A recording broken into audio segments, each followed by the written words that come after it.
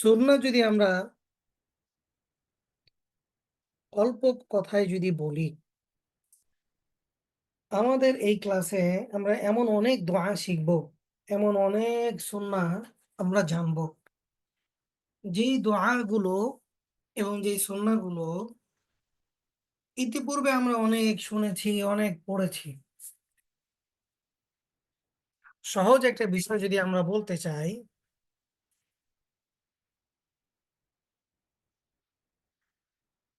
আমরা জানলাম, মানলাম না, তাহলে আমাদের ফায়দা হবে না। আমরা জানবো এবং আমল করব। এইটা হচ্ছে আমাদের জন্য উপকরণীয়। যেমন আমরা অনেক দোয়া শিখেছি, অনেক দোয়া পড়েছি, ভুলে গিয়েছি, অনেক সুন্নাহ আমরা জানি, কিন্তু আমাদের আমলে নাই। এই ক্লাসটার মূল উদ্দেশ্যই হচ্ছে আমলে নিয়ে আসা।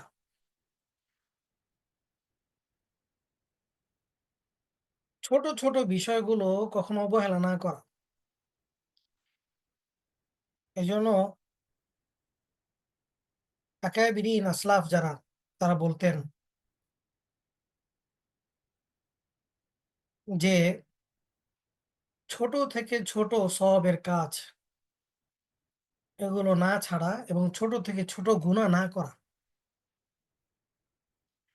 ছোট থেকে ছোট সওয়াবের কাজ, নেকির কাজ, সুন্নাহ কাজ এগুলো না ছাড়া এবং ছোট থেকে ছোট গুনাহও না করা। তা সওয়াবের যতগুলো কাজ এগুলো করা, ছোট থেকে ছোট গুনাহ না করা। যেভাবেই বলেন। অর্থাৎ গুনাহ থেকে বেঁচে থাকা, সওয়াবকে না ছাড়া। এখন আমি ছেড়ে দিচ্ছি কেন? বা আমার আগ্রহ জাগতেছে না কেন? কারণ আমি সুন্নাহ কি এটা আমাদের জানা নাই।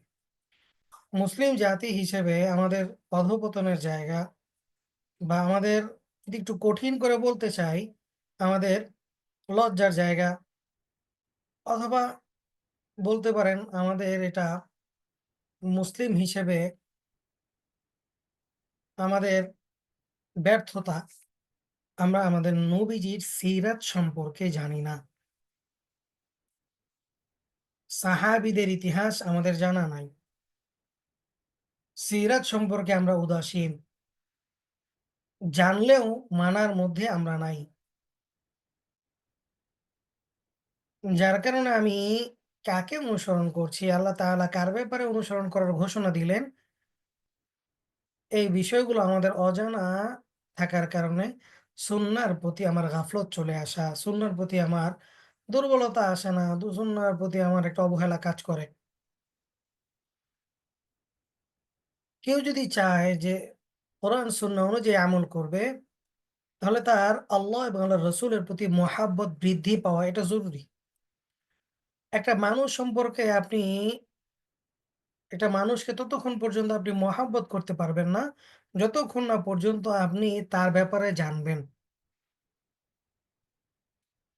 আমরা আল্লাহ তাআলাকে মহাব্বত করছি।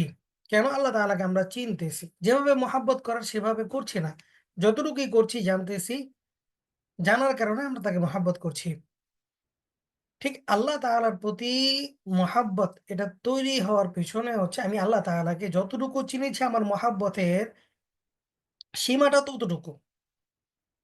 আমি আল্লাহ তাআলাকে যত বেশি জানবো, আল্লাহ তাআলার নেয়ামত সম্পর্কে যত বেশি জানবো, তত বেশি আল্লাহ তাআলার প্রতি মহাব্বত আমার বৃদ্ধি পাবে। ঠিক একইভাবে আল্লাহ রসুল সাল্লাল্লাহু আলাইহি ওয়াসাল্লাম সম্পর্কে আমাদের জানা না থাকার কারণে সুন্নাহর প্রতি আমাদের অবহেলা চলে আসে। এইজন্য প্রত্যেকেরই উচিত সিরাত পড়া। শুধু পড়ার মাধ্যমে এই জিনিসটাকে ক্ষান্ত করা না, পড়ার পরে তা নিজের জীবনে আমলে নিয়ে আসা। তো আমরা এখানে অনেকগুলো সুন্নাহ জানবো। ছোট, ছোট সুন্নাহ। যেগুলো আমাদের কাছে মনে হবে যে আরে এগুলো তো ছোটকাল থেকে শুনে আসছি, ছোটকাল থেকে দেখে আসছি। এটা তো পড়ানোর কিছু না। পড়ানোর মূল মাকসাদ হচ্ছে আমলে নিয়ে আসা। আপনি একটা জিনিস তখনই মনে রাখতে পারবেন যখন আপনি আমল করবেন। আপনি আমল করবেন না তো ওই জিনিসটা আপনি ভুলে যাবেন।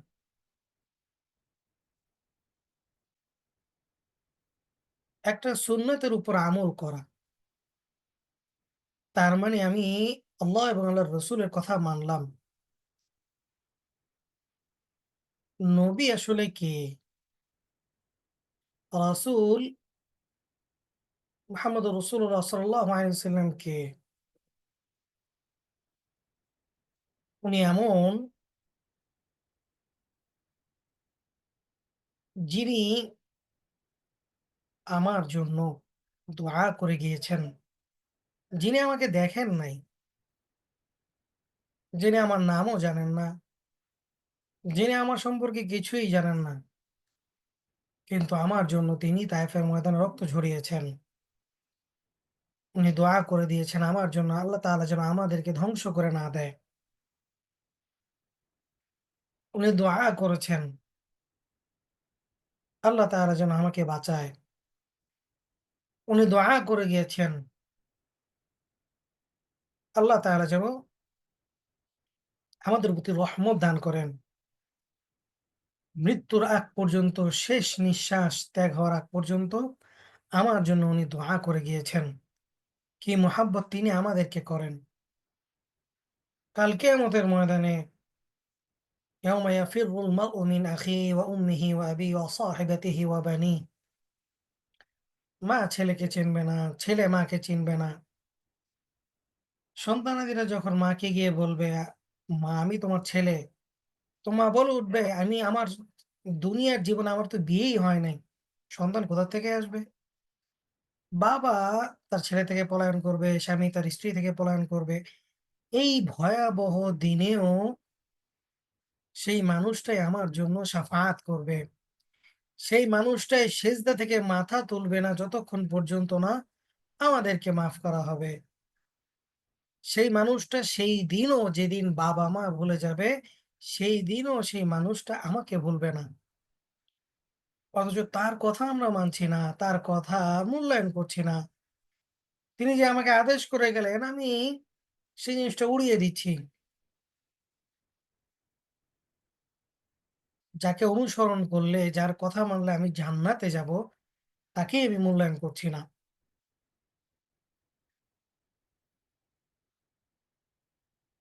এই মুসলিম উম্মাহর আদর্শ অনুসরণীয় তো ছিল তিনি।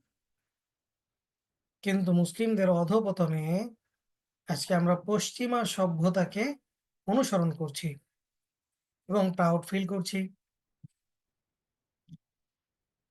আমাদের সন্তানাদিকেও আমরা পশ্চিমা সভ্যতায় তাদেরকে বড় করে তুলছি। মুসলিমদের সভ্যতা কি ছিল? এটাও আমাদের জানা নাই, আমাদের সন্তানাদেরও জানা নাই। এজন্য কথা লম্বা করব না। এইজন্য ছোট থেকে ছোট সুন্নাহ না ছাড়া, ছোট থেকে ছোট গুনাহ না করা। একটা মানুষ আপনারা কোরআনের একটা আয়াত অনেকেই পড়েছেন, "আলা বিযিকরিল্লাহি তাতমাইন্নুল কুলুব।" এই হৃদয়, আমাদের হৃদয়ে যে প্রশান্তি হবে এটা কখন? যখন এই দিলের মধ্যে যিকর, আল্লাহ তাআলার স্মরণ হবে। আল্লাহ তাআলার স্মরণ করতে গেলে আমি কিভাবে করব? আল্লাহর রাসূল একটা পদ্ধতি দেখিয়ে দিয়েছেন। যেমন আল্লাহ তাআলা যদি আমাদেরকে বলে দিতেন, "তোমরা নামাজ পড়ো।"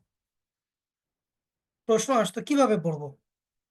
তো আল্লাহ রাসূল সাল্লাল্লাহু আলাইহি ওয়াসাল্লামকে আল্লাহ তাআলা পাঠিয়েছেন মডেল হিসেবে যে, "এই যে দেখো, তিনি যেভাবে নামাজ পড়েন এই জিনিসটাকেই তুমি ফলো করো। তিনি যেভাবে কাজগুলো করেন এই জিনিসটাকে তুমি ফলো করো তাহলেই তুমি জান্নাতে যাবা।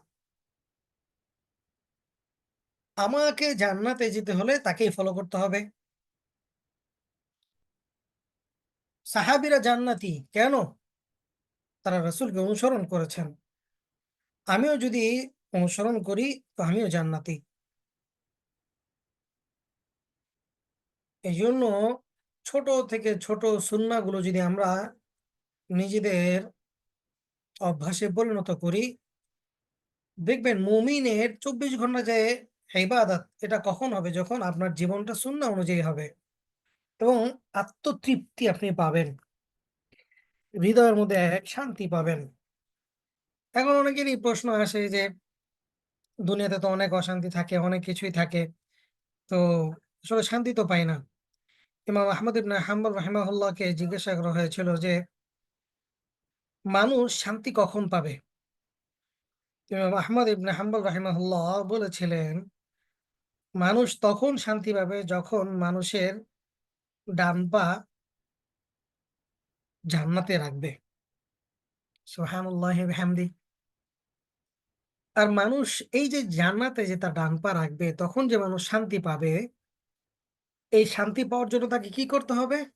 আল্লাহ এবং আল্লাহর রাসূলকে মহাব্বত করতে হবে এবং সে অনুযায়ী চলতে হবে। সহজ হিসাব। পৃথিবীতে মানুষ শান্তিতে থাকার জন্য সবকিছু করছে। কিন্তু আখেরাতে শান্তিতে থাকার জন্য কি করছে? আমরা এবং পৃথিবীতে শান্তিতে থাকার জন্য টাকা-পয়সা ইনকাম করতেছি। আরো কত ধরনের ফিকির করতেছি যেন একটু শান্তিতে ঘুমাইতে পারি, শান্তিতে থাকতে পারি। কিন্তু আমার আখেরাত কোথায়? দুনিয়া তো ক্ষণস্থায়ী। যেটা চিরস্থায়ী সেই শান্তির জন্য আমি কি করলাম? সেই শান্তির আমি কি খুঁজেছি কিনা? সেই শান্তি পাওয়ার জন্য আমার যা, যা করণীয় সেই জিনিসগুলো আমি করছি কিনা? এজন্য আমাকে সবসময় মনে রাখতে হবে, আমাকে যদি জান্নাতে যেতে হয়, তো মুহাম্মদুর রাসূলুল্লাহ সাল্লাল্লাহু আলাইহি ওয়াসাল্লামকেই অনুসরণ করতে হবে। লা ইউমিনু আহাদুকুম হাত্তা ইয়াকুনা আহাব্বা ইলাইহি মিন ওয়ালিদিহি ওয়া ওয়ালাদিহি ওয়ান নাসি আজমাইন। ততক্ষণ পর্যন্ত সে পরিপূর্ণ মুমিন হবে না, যতক্ষণ পর্যন্ত সে তার সন্তানাদি, তার স্ত্রী, তার পরিবার এবং তার নিজ জান থেকেও আল্লাহর রাসূলকে মহাব্বত বেশি করবে না। এখন আমি আমার জায়গা থেকে চিন্তা করি, আমি রাসূলকে কতটুকু মহাব্বত করলাম। যদি আমার মহাব্বতের পরিমাণ কম হয়, তাহলে আমি পরিপূর্ণ মুমিন হতে পারি নাই। আর পরিপূর্ণ যদি মুমিন না হতে পারি, তাহলে আমি জান্নাতে কিভাবে যাব? এজন্য রাসূলের প্রতি মহাব্বত দিল থেকে আসা। রাসূলের প্রতি যে আপনার মহাব্বত এটার বহিঃপ্রকাশ আপনি কিভাবে বুঝবেন, কিভাবে করবেন? রাসূলের প্রত্যেকটি কথা, রাসূলের প্রত্যেকটি আমল, রাসূলের প্রত্যেকটি সমর্থন অর্থাৎ রাসূলের প্রত্যেকটি সুন্নাহ অনুযায়ী নিজে আমল করা, নিজের জীবনে বাস্তবায়ন করা, পরিবারের ভিতরে বাস্তবায়ন করানো। এটাই হচ্ছে রাসূলের প্রতি মহাব্বত। আমি এই ক্লাসে যতগুলো সুন্নাহ পড়াবো, যতগুলো দোয়া পড়াবো এটা হচ্ছে পারিবারিক শিক্ষা। পারিবারিকভাবে এটা নিজেরা শিখা এবং পরিবারকে শিখানো। এই সুন্নাহগুলো ছোটকাল থেকে বাচ্চাদেরকে প্র্যাকটিস করানো, নিজেদের পরিবারে প্র্যাকটিস করানো। তাহলে আমাদের জীবনটা সুন্নাহ অনুযায়ী চলা এটা সহজ হবে। কথাগুলো কি বুঝে আসছে ভাই?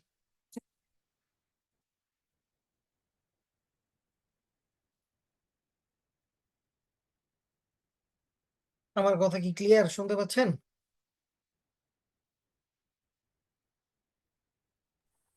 আচ্ছা কয়েকজন ভাইকে আনমিউট করে দিন। যাদের ব্যাকগ্রাউন্ডে আওয়াজ থাকবে না। ইয়া আল্লাহ, ইয়া রহমান, ইয়া রহিম।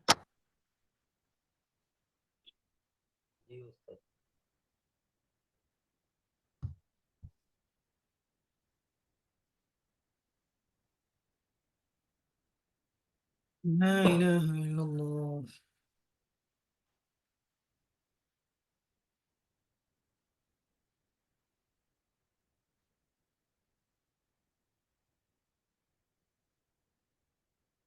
শুনতে পেয়েছেন তো না কথা সব? শোনা যায় তো না? জি, আলহামদুলিল্লাহ ওস্তাদ। জাযাকুমুল্লাহ।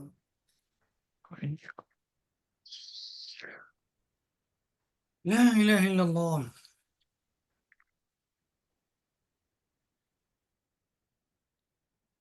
দেখেন, আমরা খাবার খাই, নেয়ামত। খাবার এটা আমাদের জন্য নেয়ামত কিনা? জি ওস্তাদ। আমরা যখন খাবার খাই, ওই সময়টাতে একটা জিনিস চিন্তা করা, আমাদের বর্তমানে আচ্ছা আমি তো কথা একটু লম্বা করছি। আপনাদের অসুবিধা হচ্ছে কিনা? জি না ওস্তাদ, সমস্যা নেই। আচ্ছা, যেহেতু এটা গল্পেরই ক্লাস, এইজন্য মাঝে মধ্যে জিজ্ঞাসা করি আরকি। বিরক্ত হলে বলবেন ইনশাআল্লাহ। না, না ওস্তাদ, সমস্যা নেই। আচ্ছা, আমাদের বর্তমান আমরা যেই সভ্যতায় ডুবে আছি, আমরা খাবারকে নষ্ট করা, এটা হচ্ছে পশ্চিমা সভ্যতা। কেউ যখন খাবার দেয়, তো আমরা অর্ধেক খাই অথবা কিছু পরিমাণ খাই, বাকিটা রেখে দেই এবং সেটা পরবর্তীতে ফেলে দেওয়া হয়। ইন্নাল মুবাদদিরিনা কানু ইখওয়ানাশ শায়াতিন। অপচয়কারী শয়তানের ভাই, ভাই। অথচ পশ্চিমা সভ্যতা আমাদেরকে শেখাচ্ছে খাবার পুরোটা খেতে হয় না। মানুষ বিভিন্ন ধরনের ট্যাগ দেয়। আখাউক্কা, জীবনে খায় নাই, পাইছে সব খায়া ফেলাইছে। এই ধরনের কথা বলে। এইজন্য পুরোটা খেতে হয় না, অর্ধেক খেতে হয়, অর্ধেক ফেলে দিতে হয়। এটা হচ্ছে পশ্চিমা সভ্যতা। এবং আমরা মোটামুটি অনেকটা এই কালচারে এই বড় হয়েছি এবং এগুলো শিখছি এবং আমাদের সবথেকে আজীব বিষয়, আমরা আমাদের সন্তানদেরকেও শিখাচ্ছি যে মানুষের বাসায় গেলে পুরোটা খেতে হয় না, অল্প খেতে হয়, বাকিটা রেখে দিতে হয়। এটা ভদ্রতা। না হয় মানুষ কি বলবে? এটাই তো চলতেছে না? জি ওস্তাদ, ট্রেন্ড হয়ে গেছে। ট্রেন্ড হয়ে গেছে। অথচ আল্লাহ তাআলা ঘোষণা দিলেন, ইন্নাল মুবাযযিরিনা কানু ইখওয়ানাশ শায়াতিন। নিশ্চয়ই অপচয়কারী তারা শয়তানের ভাই। আল্লাহ তাআলা অপচয় করতে নিষেধ করেছেন। এটা হারাম, গুনাহ হয়। আমরা আজকে থেকে শুধু একটা জায়গায় চিন্তা করে দেখেন, আমরা যে খাবারটা পেলাম, এটা আল্লাহ তাআলার নেয়ামত। আল্লাহ তাআলা আমাকে আমার সামনে খাবারটা নিয়ে আসছেন, ব্যবস্থা করে দিয়েছেন। এটা যে কত বড় নেয়ামত, এটা আপনার তখনই বুঝে আসবে যখন আপনি ফিলিস্তিনের দিকে তাকাবেন, যখন আপনি সিরিয়ার দিকে তাকাবেন। আপনি যখন খাবারটা নষ্ট করবেন, আপনি একটা মুহূর্ত একটু চিন্তা করে দেখেন, এই খাবারের জন্য বাচ্চারা, ফিলিস্তিনের বাচ্চারা, সিরিয়ার বাচ্চারা কিভাবে সিরিয়াল ধরে দাঁড়িয়ে থাকে। না তাদের গোসল আছে, না তাদের খাবারের ব্যবস্থা আছে। একটা কলা ৮ জনে খায়, একটা কলা ৬ জনে খায়। এক পাতিল ভাত ৮-১০ জনে খায়। একটা খাবারের ব্যবস্থা হলে তারা ইসআর করে। একজনের খাবার ১০-১৫ জনে খায়। অনেকে না খেয়েই পড়ে থাকে। দিনকে দিন যাচ্ছে তারা খাবার পাচ্ছে না। অথচ এত বড় নেয়ামত আল্লাহ তাআলা আমার জন্য ব্যবস্থা করলেন। আর আমি সেটা নষ্ট করছি, ফেলে দিচ্ছি। কোন সভ্যতায় আমরা ডুবে আছি? আমরা উম খাবার পেয়েও খাচ্ছি না। আর তারা ক্ষুধার্ত অবস্থায় মাটিতে শুয়ে আছে, আসমানের দিকে তাকিয়ে আছে। যদি আল্লাহ তাআলা কোন খাবারের ব্যবস্থা করে দেন। এইজন্য ভাই খাবার অনেক বড় দামি জিনিস, অনেক বড় নেয়ামতের জিনিস। আল্লাহ রাসূল সাল্লাল্লাহু আলাইহি ওয়াসাল্লামের জীবদ্দশায় ৩ বেলা খাবার কোনদিন খান নাই। ২ বেলা খেয়েছেন। সাহাবীদের অবস্থা তো এমন ছিল, সকালে খেজুর খাইছেন তো রাত পর্যন্ত ব্যবস্থা নাই। অথচ আমরা কি করছি? আল্লাহ তাআলা এত নেয়ামত দিলেন, আল্লাহর রাসূলের দোয়ার কারণে, যে আরবরা আজকে যে পরিমাণ খাবার নষ্ট করছে, এর পরিসংখ্যান দেখা দিয়েছে যে তারা ১ বছরে যে পরিমাণ ১ বছর না ১ দিনে যে পরিমাণ খাবার নষ্ট করে পুরো বাংলাদেশ ১ দিনে সার্ভ করে যাবে। ১ মাস না কতদিন এরকম একটা পরিসংখ্যান আমি পড়েছিলাম। আমার মনে পড়ছে না। তো যে আরবরা ছাগল চড়াইতো, যে আরবরা ভেড়া চড়াইতো, যারা রাখাল ছিল, আল্লাহ রসুলের বরকতে, দোয়ার কারণে আজকে তারা এই পরিমাণ সম্পদের মালিক। তারা আজকে কি করছে? খাবার অপচয় করছে। খাবার অপচয় করা আমাদের মধ্যে একটা অভ্যাসে পরিণত হয়েছে। এইজন্য যখনই মনে হবে যে আমি খাবার অপচয় করতেছি, নষ্ট করতেছি, তখন মনে রাখবেন এমনও দিন আসতে পারে যে খাবারটা আপনি নষ্ট করছেন, এই খাবারটার জন্য আপনার সন্তানাদিও হাহাকার করতে পারে। এইজন্য খাবারকে নষ্ট না করা। এটা নেয়ামত আল্লাহ তাআলার পক্ষ থেকে। এটা আল্লাহ তাআলার পক্ষ থেকে অনেক বড় নেয়ামত। যখনই আপনি খাবার পাবেন, খাবার যখন শুরুতে আমাদের সামনে উপস্থাপন করা হয়, তখন আমরা একটা দোয়া পড়ি। আল্লাহুম্মা বারিক লানা ফীমা রাযাকতানা ওয়া কিনা আযাবান নার। আপনি যখন খাবারটা শুরু করবেন, তো খাবার শুরুতে আল্লাহর নামে শুরু করা। বিসমিল্লাহ বলা বা বিসমিল্লাহি আলা বারাকাতিল্লাহ, এটা বলা বা বিসমিল্লাহ বলা। কেন বলবেন? খাবারের ইন্তেজাম ব্যবস্থা কে করে দিলেন ভাই? আল্লাহ। আল্লাহ তাআলা। তো যিনি খাবারের ইন্তেজাম করে দিলেন, ব্যবস্থা করে দিলেন, আমি তার নামটাই নিচ্ছি না। আমি বিসমিল্লাহ বলছি না। এটা তো নাশুকরি। যার যিনি আমাকে ব্যবস্থা করে দিলেন, আমি তার নামটাই নিচ্ছি না। কেমন যেন আমি অকৃতজ্ঞের কাতারে পড়ে গেলাম। এজন্য খাবারের শুরুতে বিসমিল্লাহ বলা, আল্লাহ তাআলার নাম নিয়ে খাওয়া। ততটুকু পরিমাণ নেওয়া যতটুকু আমি খেতে পারবো। একেবারে অনেক নিয়ে খেতে পারলাম না, নষ্ট না করা। ভাই আমি খাবার নষ্ট করছি। পৃথিবীর অনেক মানুষ না খেয়ে আছেন। সবগুলোই বাদ দেন। আমাদের বাংলাদেশে আমরা যখন হাঁটাচলা করি, দেখেন অনেক মানুষকে আমরা দেখি যারা ডাস্টবিন থেকে খাবার খায়। আল্লাহ তাআলা আমাকে ওই জায়গায় রাখেন নাই। আল্লাহ তাআলা আমাকে নেয়ামত দিয়েছেন যে আমি যেই জায়গায় অবস্থান করছি সেই জায়গায় খাবার চলে আসতেছে। আল্লাহ তাআলা চাইলে আমাকে ডাস্টবিনের খাবার খাওয়াইতে পারতেন। কিন্তু আল্লাহ তাআলার বড় ইহসান ও করম যে আল্লাহ তাআলা আমাকে ভালো হালাতে রাখছেন। এজন্য ভাই এই বিষয়টা গুরুত্ব দেওয়া। ঠিক আছে না ইনশাআল্লাহ? আহ, উস্তাদ কোনো বোন মনে হয় ক্যামেরা অন করে রাখছে, একটু কাইন্ডলি অফ করে দেন। তো সিয়ার ভাইরা কোথায়?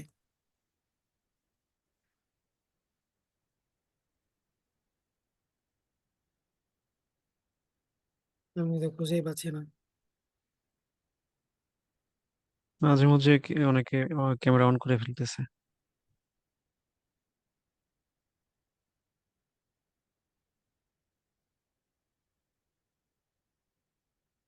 আল্লাহু আকবার, লা ইলাহা ইল্লাল্লাহ। আচ্ছা, এরপর দেখেন শয়তানের ধোঁকায় পড়ে যদি আমি বিসমিল্লাহ বলতে ভুলে যাই, এরপর আল্লাহ রসুল বলতেছেন, হ্যাঁ, যদি শয়তানের ধোঁকায় পড়ে তুমি ভুলে যাও, যখনই তোমার মনে পড়বে হ্যাঁ আমি তো বিসমিল্লাহ বলি নাই, তো বিসমিল্লাহি আউয়ালাহু ওয়া আখিরাহু, এটা তুমি পড়ে নাও। খাবারের মাঝখানে যদি আমার মনে পড়ে আমি তো বিসমিল্লাহ বলি নাই, তখন বিসমিল্লাহি আউয়ালাহু ওয়া আখিরাহু এটা পড়ে নেওয়া। এরপর দেখেন খাবার যখন শেষ হয়ে যায়, এত বড় নেয়ামত আল্লাহ তাআলা আমাকে দিলেন, তখন এটা পড়ে নেওয়া। আমার সাথে সবাই বলেন আলহামদুলিল্লাহিল্লাযী। আলহামদুলিল্লাহিল্লাযী। আরো কয়েকজন ভাইকে আনমিউট করুন।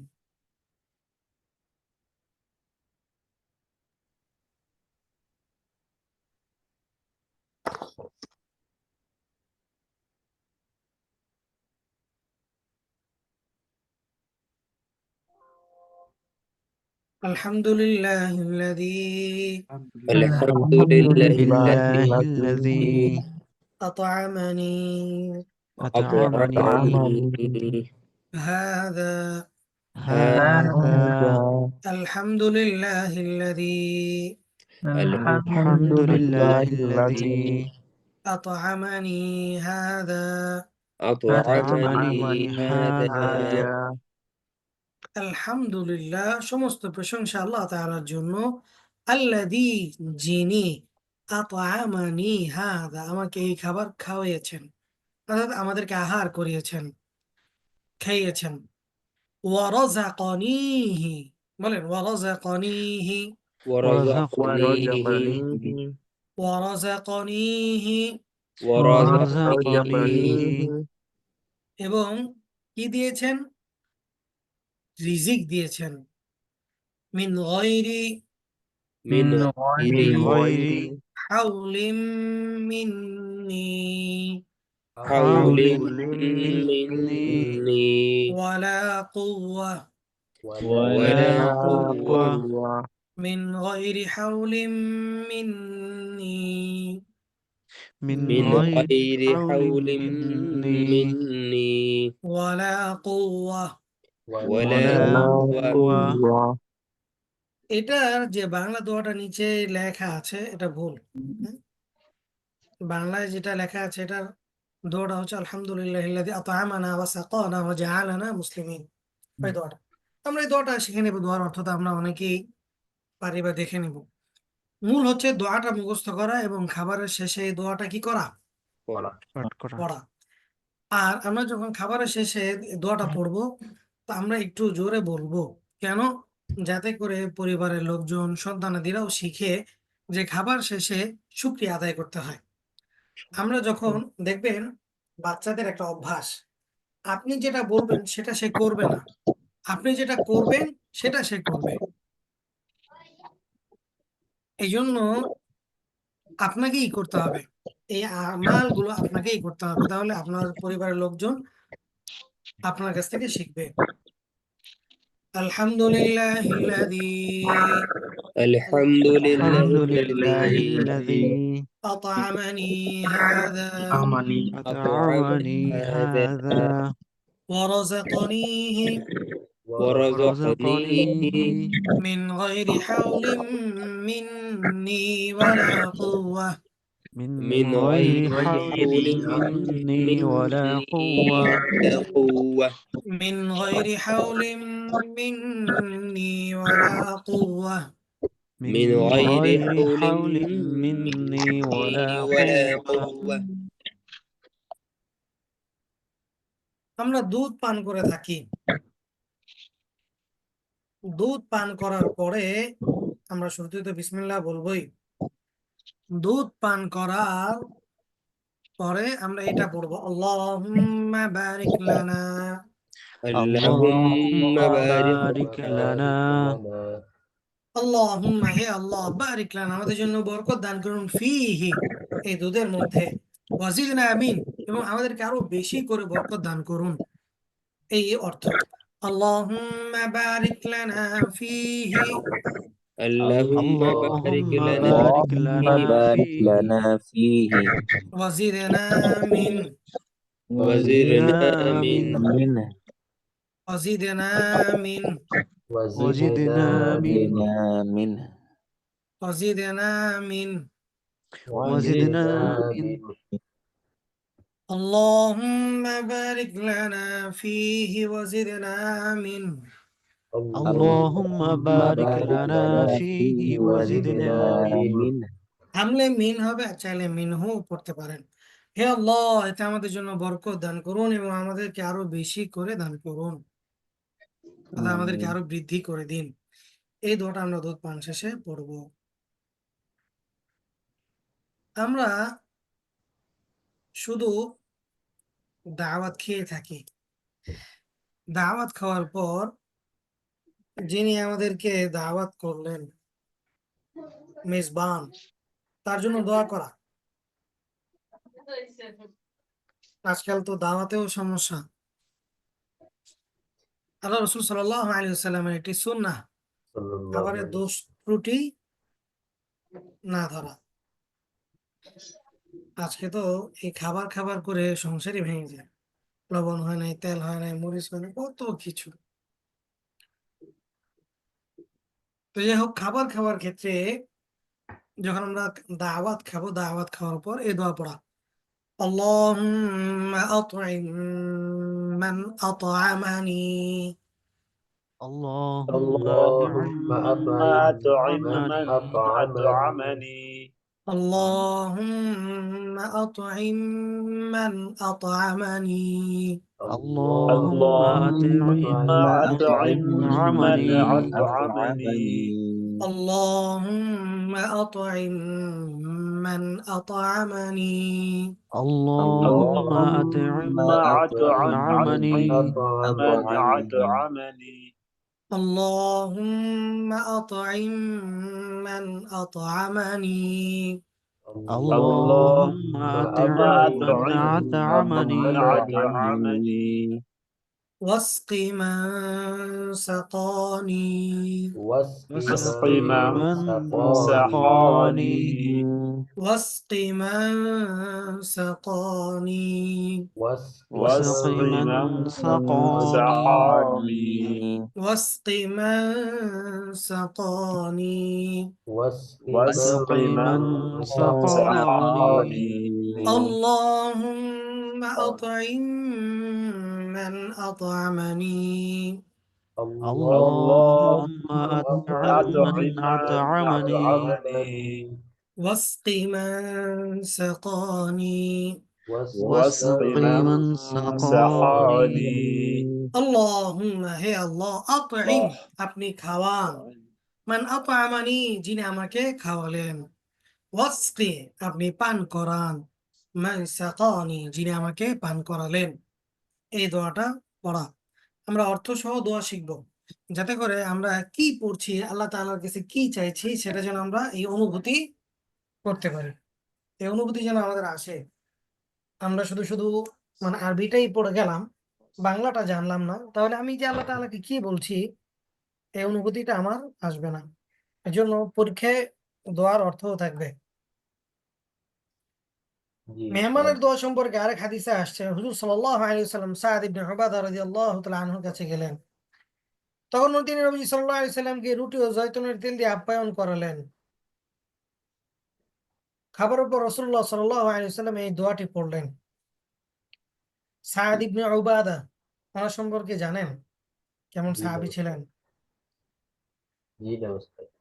আল্লাহ রাসূল সাল্লাল্লাহু আলাইহি ওয়াসাল্লাম সাহাবীদেরকে নির্দেশ দিলেন তোমাদের কারো ঘরে যদি ২ জনের খাবার থাকে তোমরা ৩য় জনকে খাবার খাওয়াও তোমাদের ঘরে যদি ৩ জনের খাবার থাকে তো তোমরা ৩ জন খেও না বরং এই খাবারটা ৪ জনকে খাওয়াও একজন সুফা থেকে একজনকে এক সাহাবীকে নিয়ে আসো এবং তাদেরকে খাওয়াও তোমাদের ঘরে যদি ৫ জনের খাবার থাকে তো তোমরা এই খাবারটা ৭ জনে মিলে খাও সাহাবীদেরকে খাওয়াও সাদ ইবনে উবাদা রাদিয়াল্লাহু তাআলা আনহু উনি এমন ব্যক্তি ছিলেন প্রতিদিন রাতে উনি ৮০ জন সাহাবীকে খাবার খাওয়াইতেন সুবহানাল্লাহ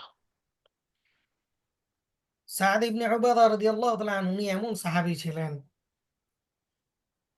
সারিদ আপনারা নাম পাবেন সারিদ অর্থাৎ গোশত দিয়ে রুটি দিয়ে তৈরি একটা খাবার এটা উনি খাওয়াতেন এবং ওনার সবথেকে আজীব বিষয় যেটা ছিল উনি প্রতিদিন রাতে ৮০ জন সাহাবীকে খাবার খাওয়াইতেন আর প্রতিদিন রাতে ছাদে উঠে মদিনায় ওনার বাড়ির ছাদে উঠে উনি এলান দিতেন যে হে মদিনার লোক তোমাদের কারো যদি খাবারের প্রয়োজন হয় তো সাদ ইবনে উবাদার ঘরে নিঃসংকোচে বিনা সংকোচে এসে খেয়ে যাবে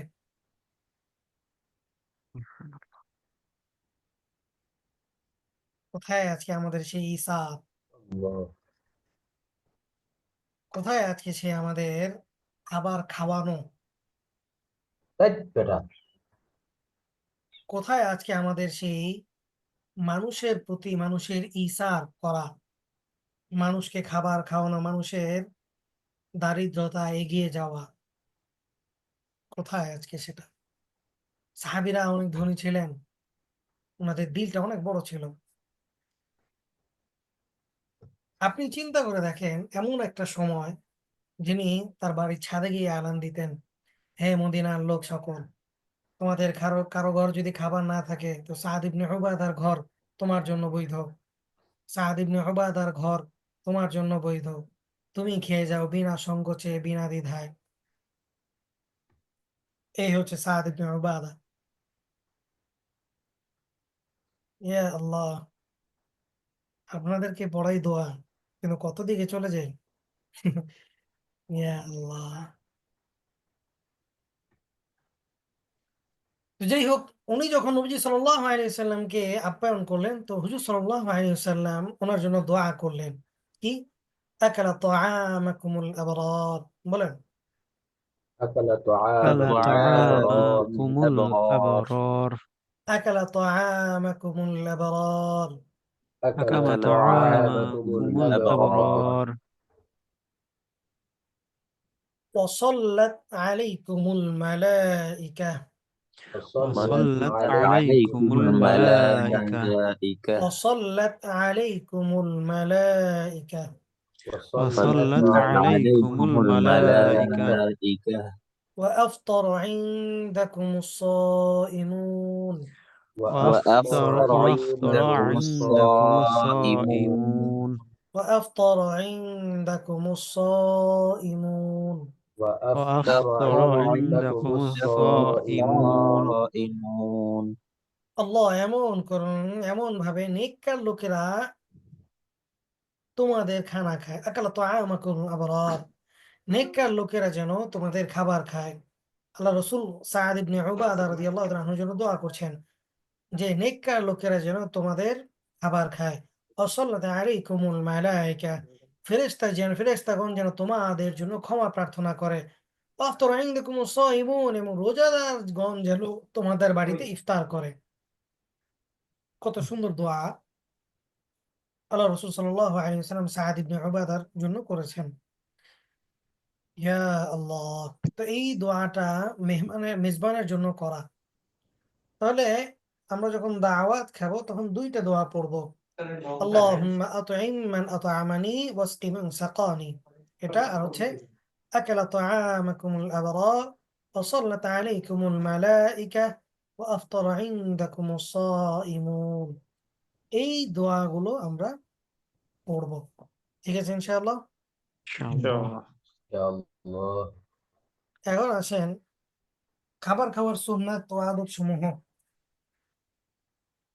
এটা আমাদের ঘরে করা যেন বাচ্চারা আমাদের থেকে শিখে। আবারও বলছি, এই সুন্নত গুলোর উপর আমল করা যেন বাচ্চারা এগুলো ছোটবেলা থেকেই শিখে। দস্তরখান বিছানো, এটা শেখা, এটা করা। আপনি দেখবেন আপনি যখন দস্তরখান বিছাবেন তা আপনার ঘরে যখন এই সন্তানাদিরা থাকে ছোটকাল থেকে যদি আপনি এই অভ্যাসটা করেন, দেখবেন খাবার খাওয়ার আগে ওরা দস্তরখান খুঁজবে যে দস্তরখান বিছাও, দস্তরখান বিছাও। দস্তরখান বিছানো এটা সুন্নাত। দু হাতের কবজি পর্যন্ত ধোয়া এই সুন্নতের উপর তো আমরা করোনা যখন আসছে তখন অভ্যস্ত হয়ে গেছি। এর আগ পর্যন্ত যদিও হয়নি, তাই না? জি উস্তাদ। করোনা আমাদেরকে এই সুন্নতের উপর আমল করাইছেন। দু হাতের কবজি পর্যন্ত ধোয়া, খাওয়ার পূর্বে দোয়া পড়া যেটা আমরা শিখেছি। সুন্নত তরিকা অনুযায়ী বসায় খাটু তুলে কিংবা তাশাহুদের আকৃতিতে। দেখবেন এইভাবে বসলে আপনি বেশি খাইতে পারবেন না। আপনি ট্রাই করে দেখবেন, বেশি খাওয়া যায় না। সুন্নাহ অনুযায়ী যতটুকু খাবার দরকার। আচ্ছা, মানুষ কম খেলে মারা যায় বা অসুস্থ হয় এরকম শুনছেন? না, না বেশি খেলে উস্তাদ, মানুষ কি হয়? মারা যায়, অসুস্থ হয়। অসুস্থ হয়। এই জন্য কম খাওয়া, সুন্নাহ অনুযায়ী খাওয়া।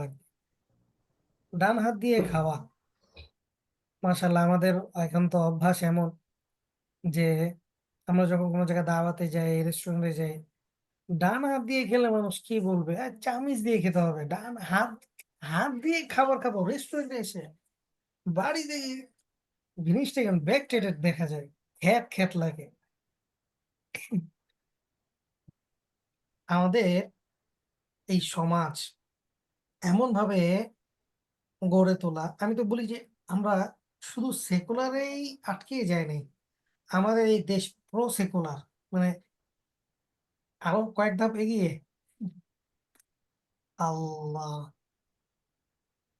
আপনি দেখেন ছোট থেকে ছোট সুন্নাহ গুলোকে তারা এই সমাজের মধ্যে কিভাবে পরিবর্তন করছে। আপনি ডান হাত দিয়ে খাবার খাবেন, আপনি লজ্জায় হাত দিয়ে খেতে পারবেন না, আপনার লজ্জা লাগবে। সবাই চামিচ দিয়ে খেতেছে, টাক টাক আওয়াজ আসতেছে। আর আপনি একা হাত দিয়ে খাবেন, সবাই দেখবেন আপনার দিকে তাকিয়ে আছে যে খেন। বাসায় জীবনে মনে হয় খায় নাই, চামিচ দিয়ে খাইতে পারে না। এই ধরনের কথা শুনতে হয়। এজন্য ভাই আমি ডান হাত দিয়ে খাবো মানুষকে খুশি করার জন্য না, রাসূলের সুন্নাহকে মহাব্বত করে। ঠিক আছে তো ইনশাআল্লাহ? ইনশাআল্লাহ। ইনশাআল্লাহ। ইনশাআল্লাহ। আবার রেস্টুরেন্টে অধিকাংশ মানুষ খায় কোন হাত দিয়ে? না ডান দিয়ে খায়। অধিকাংশ মানুষের চামিচটাই থাকে বাম চামচ হাতে। দিয়ে খায়। আল্লাহ! এইজন্য ইসলামী সভ্যতায় ফিরে আসা।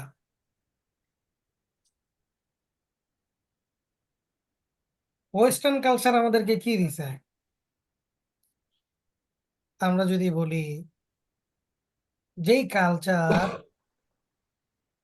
মানুষকে অর্ধলঙ্গ বানায়, যেই কালচার মানুষকে বেহায়াপনা শিখায়, যেই কালচার মানুষকে অর্ধলঙ্গ হয়ে হাঁটতে শিখায়, সেটা তো মানুষের সভ্যতা না, সেটা হলো পাগলের সভ্যতা।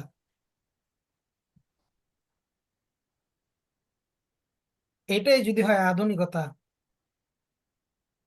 তো সেই আধুনিকতার দিকে আমরা ঢুক দেই। এটা তো আইয়ামে জাহিলিয়াত ছিল। যে যুগে মানুষ কাপড় পরতো না, উলঙ্গ হয়ে হাঁটতো। আজকে যেটাকে আধুনিক সভ্যতা বলা হচ্ছে, আমরা সেটাকে আইয়ামে জাহিলিয়াত বলি। মূর্খের যুগ। মুসলিমরা কখনো এটাকে সাপোর্ট করে না এবং এটার উপর আমল করবে না। তো তারা আজকে আমাদেরকে শিখাচ্ছে সভ্যতা কোনটা। আর আমরা সেটাকে গিলে নিচ্ছি। এইজন্য ওই সুন্নতের উপর আমল করা। কে কি বললো না বললো সেদিকে না ফেরা। কে কি বললো না বললো এর একটা প্রেক্ষাপট আছে। আপনাদেরকে গত দর্শে বলেছিলাম? মনে হয় না, না? না ওস্তাদ। আচ্ছা, আজকে তো সময় নাই। বলবো না লম্বা সময় নিয়ে। আগামী দর্শে মনে করিয়ে দিয়েন। হায়াতে যদি আল্লাহ তাআলা বাঁচিয়ে রাখেন। কে কি ইনশাআল্লাহ। বললো না বললো এটার দিকে কেন আমরা ফিরবো না? এটা আয়াত আছে এবং এটার একটা প্রেক্ষাপট আছে। বলবো ইনশাআল্লাহ। চলেন।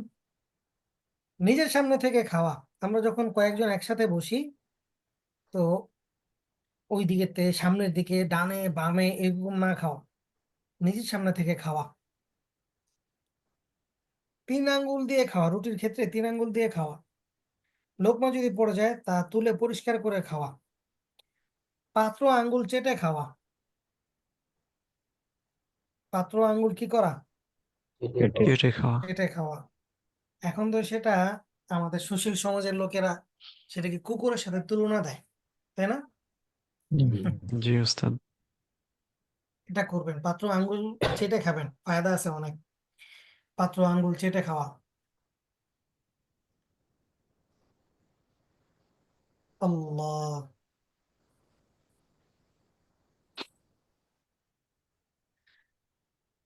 আপনারা একটা ঘটনা শুনছেন না?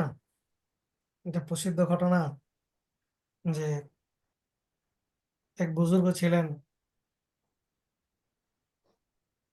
উনি একটা হাড্ডি খাবার দিছেন, তো খাবারের সময় উনি হাড্ডিটা খুব মজা করে খাচ্ছেন, চেটে খাচ্ছেন। আর পাশে ভদ্রলোক উনি চা খাচ্ছেন। তো ওই আলেমকে জিজ্ঞাসা করা হয়েছে যে আপনাদের এলাকায় কুত্তা কি খায়? বুঝতে পারছেন? তো উনি কি বলছে? আমাদের এলাকার কুকুর কি খায়? চা খায়। ছি। আল্লাহ! এই জন্য পাত্র আঙ্গুল চেটে খাওয়া। খাবারে কোনো রকম দোষ ত্রুটি না ধরা। আজকে আমাদের মানুষ দাওয়াত দিলে খুব বিপদে পড়ে। অমুকের বাসায় গেছিলাম, এটা হয় নাই, তেল হয় নাই, লবণ হয় নাই, কি খাওয়াইছে হুদাই আজেরা, আরো জাল কত বেশি কিছু। হয়ে গেছে।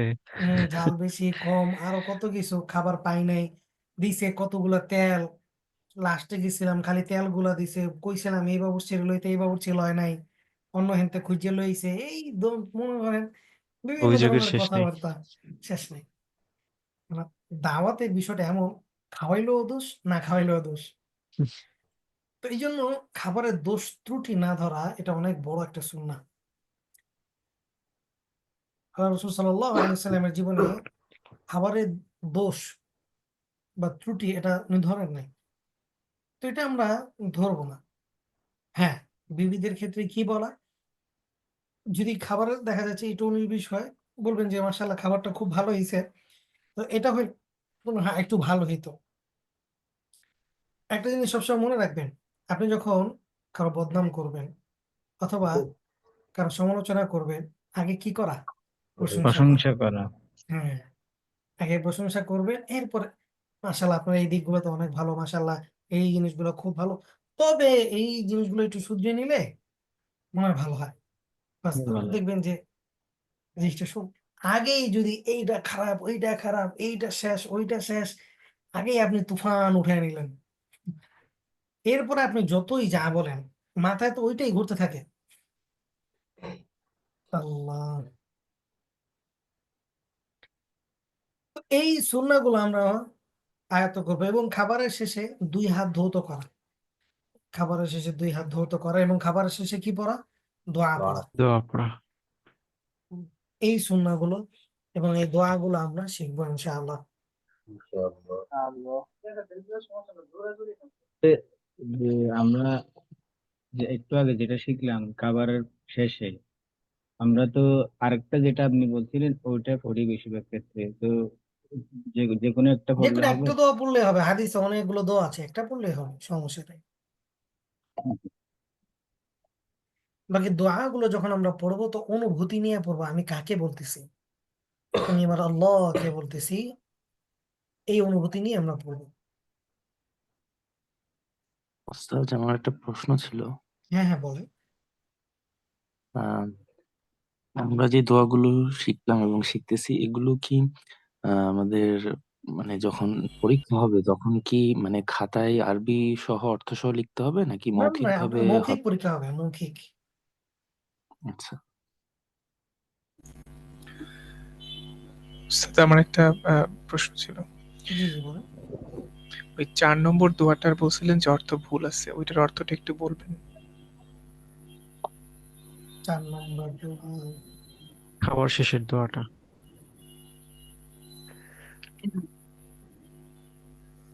হ্যাঁ, এই ৩ নাম্বার এটা এটা? এটা ৩ নাম্বারটা। হ্যাঁ, হ্যাঁ, জি ৩ জি তিন নাম্বারটা। জি ৩ নাম্বারটা। মিন গায়রি হাওলিন মিন্নি ওয়ালা কুওয়া।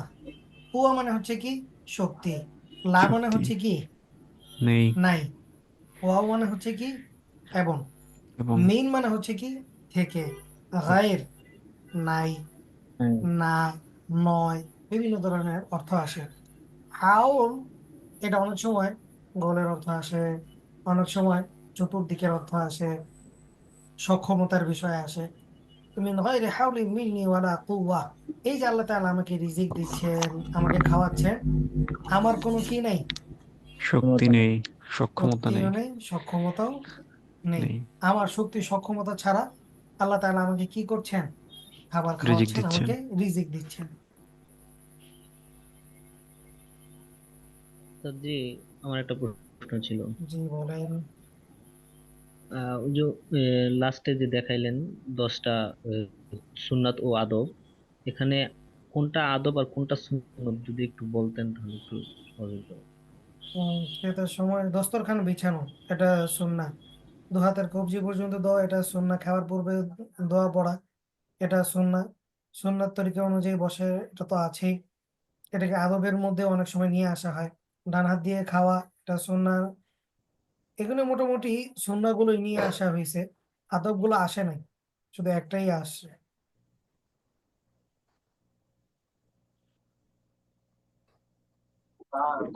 আপনি সুন্নাহ ও আদব ২ টা মিশ্রণ করলে একটা বই পাওয়া যায়। ওইখানে আমি প্রায় ১৭টা পড়েছিলাম। ওইখানে আদব এবং সুন্নাহ সবগুলোকে নিয়ে আসা হইছে আরকি। ঠিক আছে ওস্তাদ, চলে আসবেন। ৩০ বেজে গিয়েছে। সবাই সবার জন্য দোয়া করবেন। সবাই সবাইকে মাফ করে দিবেন। জি, ইনশাআল্লাহ ওস্তাদ, সুবহানাল্লাহি ওয়া আপনি বিহামদিহি আমাদের জন্য দোয়া করবেন। সুবহানাকাল্লাহুম্মা ওয়া বিহামদিক। আশহাদু আল্লা ইলাহা ইল্লা আনতা আস্তাগফিরুকা ওয়া আতুবু ইলাইক। আসসালামু আলাইকুম ওয়া রাহমাতুল্লাহ। ওয়ালাইকুম